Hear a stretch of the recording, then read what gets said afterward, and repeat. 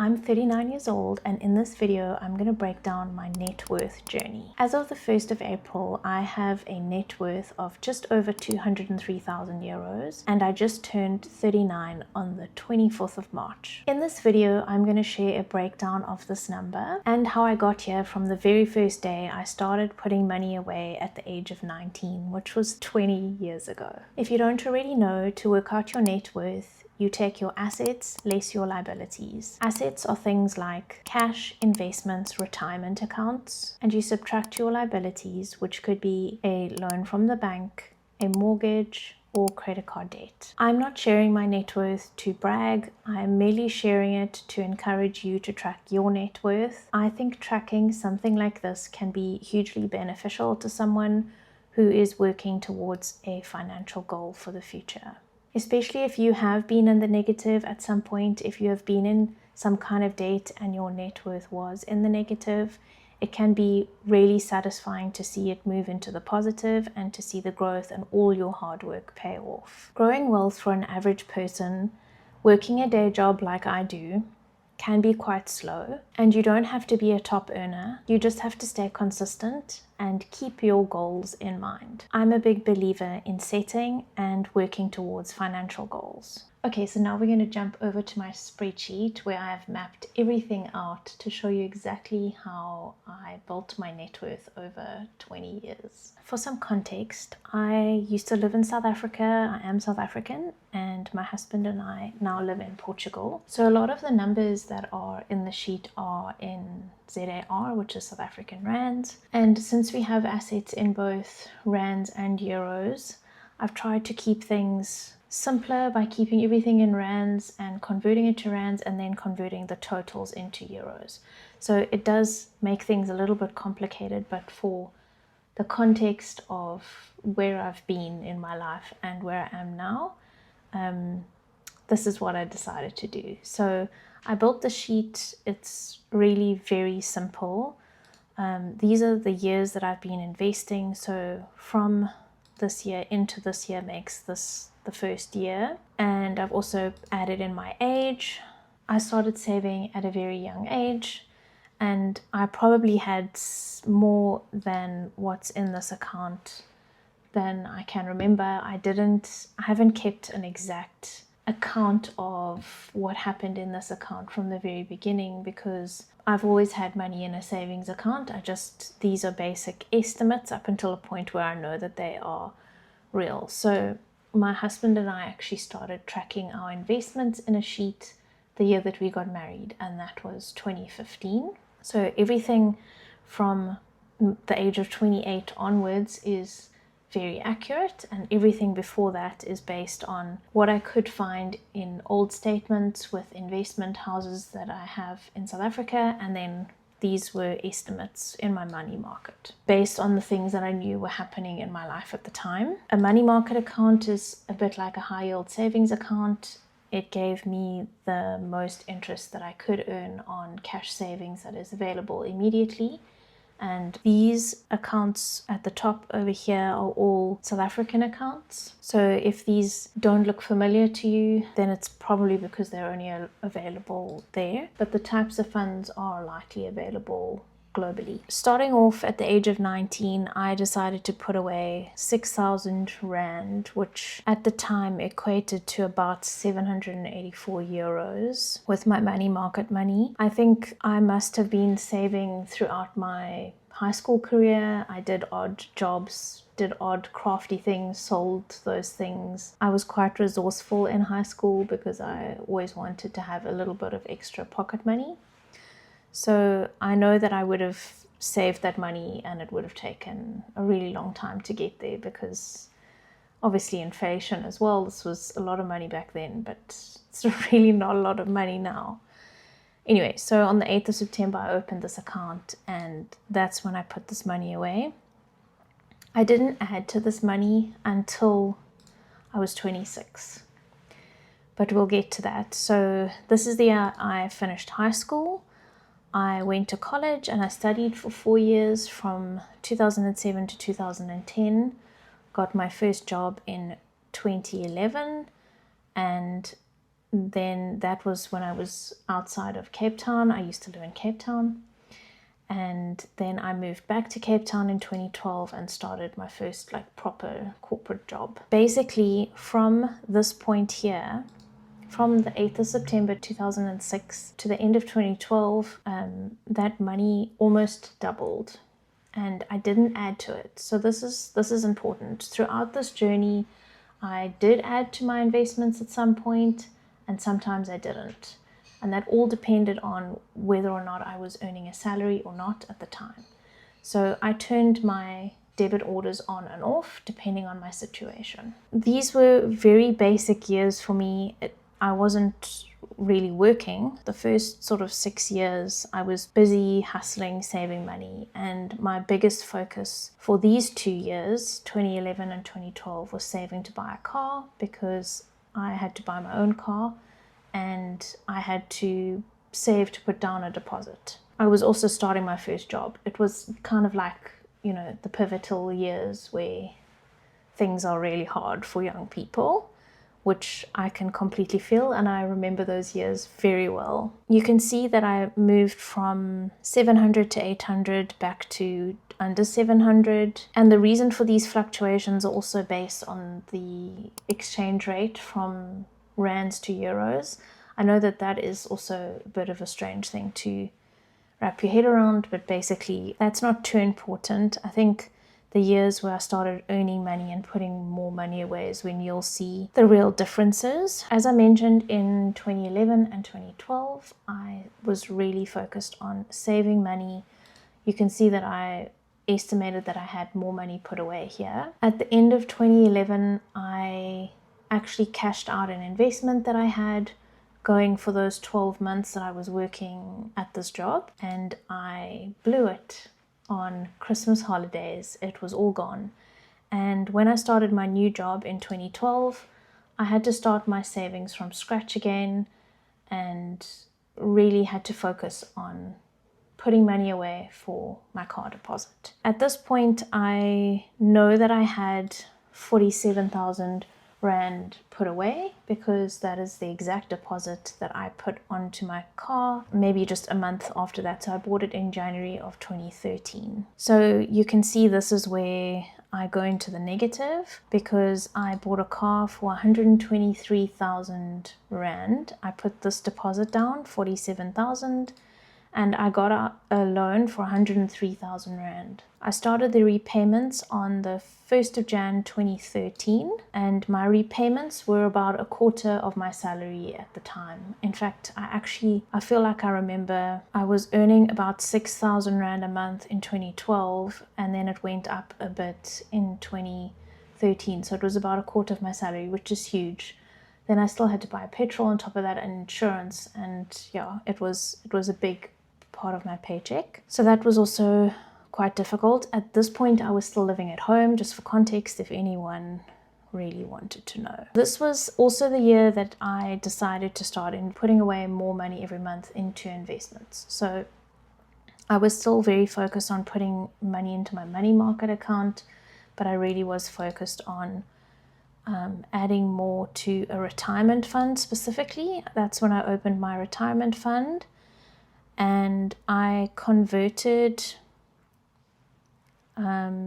basically what I did, it's not very clear on the sheet, but basically what I did is this money that almost doubled in those 7 years, I split it down the middle. I left half of it in this fund, and I took half of it and opened this balanced fund, and then started adding to it. I think it was like 500 Rand a month. I opened this on the 10th of July 2013.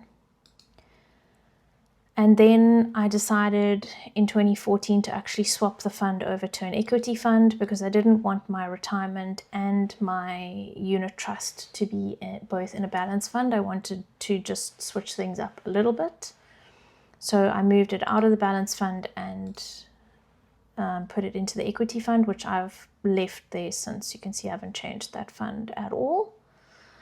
So now I've got 2 funds open, and I was adding about 500 Rand to each of those every month. What I did decide to add was the value of my car. I bought my car at the beginning of 2013. I took out this loan, and at the end of 2013, I still owed 79,500 Rand. Basically what happened is the year after that, my now husband decided to help me pay this loan off in full, which was incredibly kind of him. I still to this day can't believe he did that. We weren't even engaged. It was just, yeah, it was crazy. So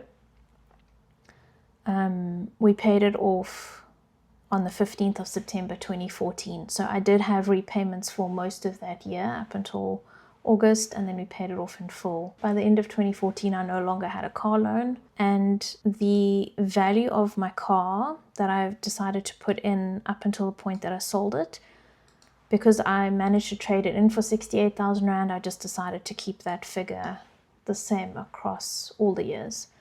So in the end, I had that car for almost 7 years, somewhere 6 or 7 years around that time, before I traded it in and got a different car. But we'll get there. And that's 2014. So at this point, I'm 27 years old, and I've got a net worth of 8,000 euros roughly. Okay, so at the age of 28, I mentioned earlier, this was the year we got married. We started tracking everything way more seriously. So you can see that I've got about an extra 10,000 Rand in this account. This one's also jumped up by 10,000 Rand. And then I also opened these accounts. This was the industrial fund, and then 2 tax-free savings accounts. These are South African tax-free savings accounts, which apparently mean nothing now that we've moved to Portugal, which is fabulous. But at the time, we thought we were doing the right thing, and I still think we did. If you do live in South Africa or anywhere in the world, look out for tax-free savings accounts, because they can really help boost your investment portfolio, and you can gain by not having to pay as many taxes when you cash out your investments when you get there. We jumped to almost 15,000 euros at this point. Yeah, things kind of just progressed from here. We went to 19,000 and then to 23,000 euros. Nothing's really changed other than just adding to these investments, and they just kept growing. And then at the age of 31, somewhere between actually this year, December 2017, in May of this year, I left the job that I was working at and decided to open my own small business. And so I believe that I stopped putting money into these accounts. Yeah, so I know that that was a kind of pivotal moment in my investing journey. In 2018, I don't think I worked that whole year, and then I got a new job in 2019. Also, you'll notice that this money market account fluctuates quite significantly. There were a multitude of reasons why money would have moved in and out of that account. Very often my husband and I will split ours between each other so that we kind of have a balance, or we'll buy something fairly big. Like you'll see when we bought our next car at the end of 2019, my money market went down quite significantly because I would have put money into the car. So we bought this car cash. We didn't take out a loan, and I was able to trade in my previous car, which was a Ford Figo at the time. I was able to trade in that car, and I got 68,000 Rand for it. So that's why I just used that value for the whole time. I know that's not how you work out a book value of a car, but that's what I did for the sake of this. I just couldn't go back and do all those calculations. So that was 2019. We bought a new car, so that dropped a bit. And then 2020 happened. I was 33 that year. I lost my job in March of 2020, and again stopped adding to my investment. So things did go up a little bit. If you look at these numbers, not too significantly, but I was adding to these accounts. And yeah, so I ended the year on 34,000 euros. And then 2021 was another year that I wasn't working. Again, I was just working on my own little business. And then in early 2022, I started working again. It's the job that I currently have. We also moved to Portugal at the end of this year. So things really did take quite a shift, because we moved a whole lot of money from South Africa to Portugal. Also in 2022, when we arrived in Portugal, we opened an interactive brokers account, which is where we do all of our investing now that we are here overseas. To keep things completely simple, since my husband and I do share everything, I split everything down the middle from this point onwards. This shift account is like a travel wallet, so this is kind of travel money. At this point, I've got a net worth of 86,000 euros. 2023 to 2025, I did decide to consolidate all of these tax-free accounts into one, so I moved everything into this balanced plus fund. So that's why these are empty now, and this one I closed a long time ago. So this Millennium BCP savings account is something new we opened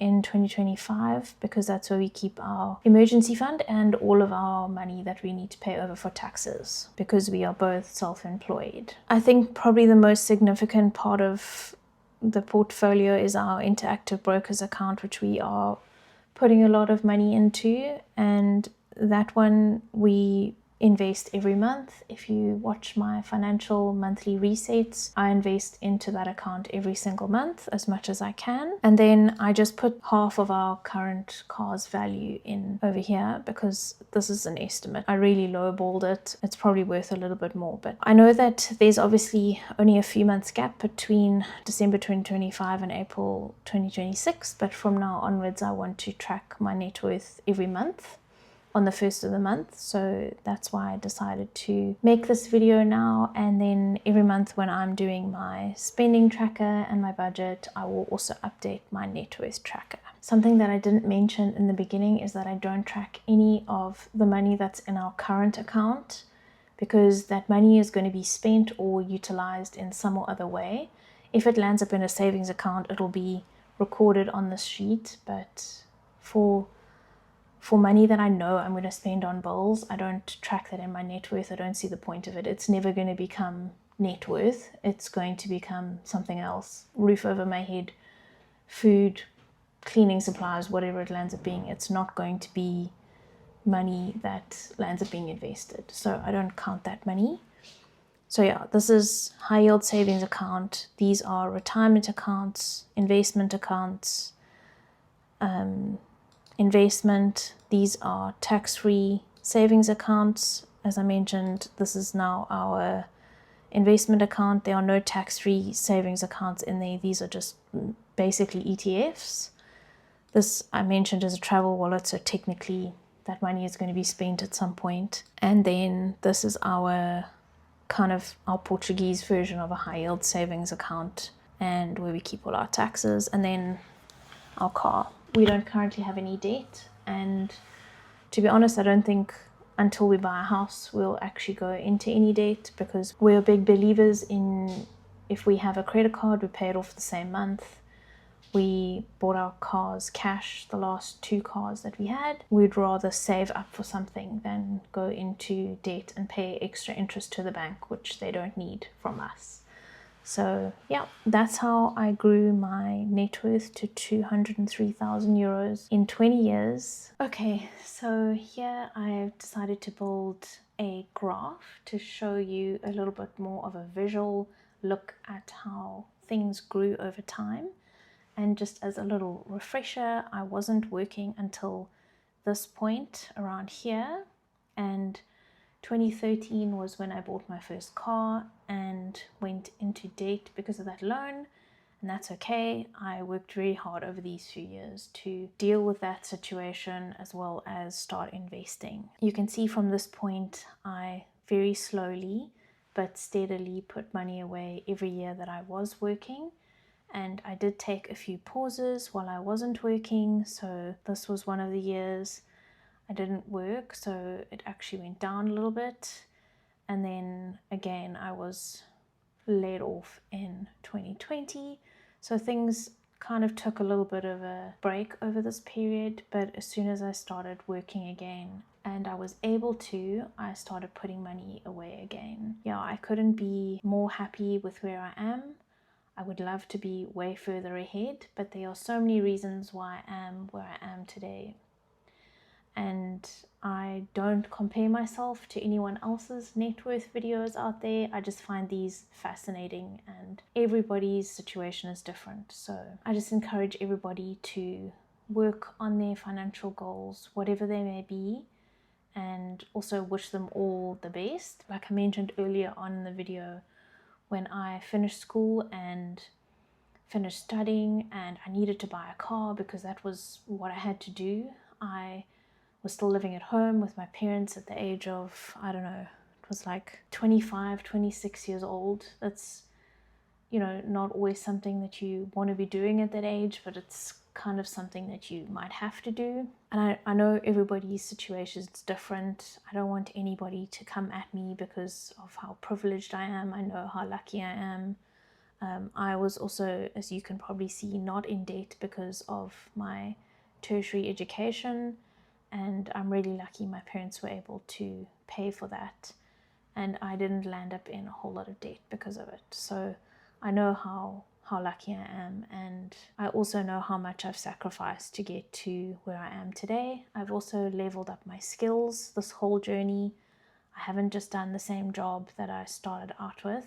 I built on those skills, and I've upskilled myself all throughout the years so that I can be earning more now than I did at the very beginning. Yeah, I just wanted to add in that context. Everyone's on a different journey, and please don't compare anybody to anyone else. I hope you found something valuable in this video, and I hope it encourages you to track your net worth and work towards your financial goals.